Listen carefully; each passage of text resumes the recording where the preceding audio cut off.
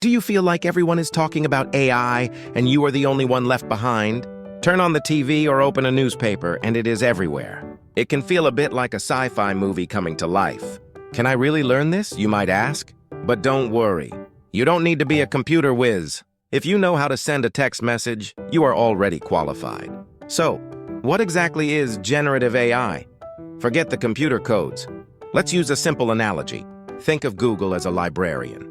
When you ask for an apple pie recipe, the librarian finds a cookbook and hands it to you.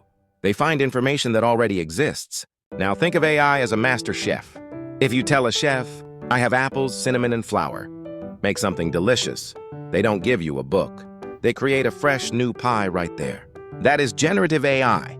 It doesn't just search, it creates. How can this digital chef help you? I use this chef every day. It writes business emails in seconds. It summarizes long news articles into 3 simple sentences. It even suggests creative names for new products. I ran a steel business for 30 years. I didn't need to know how the forklift engine worked. I just needed it to lift heavy steel. AI is the same. It is not a robot coming to replace you. It is a helpful assistant waiting to serve you. Ready to hire this assistant?